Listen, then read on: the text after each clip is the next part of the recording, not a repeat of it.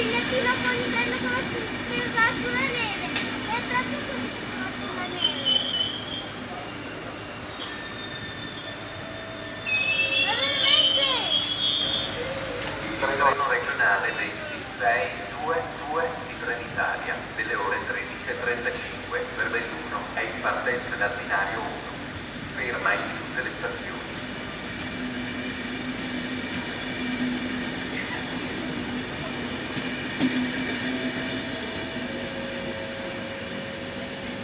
Il treno regionale veloce 28 10 di Trenitalia proveniente da Venezia Santa Lucia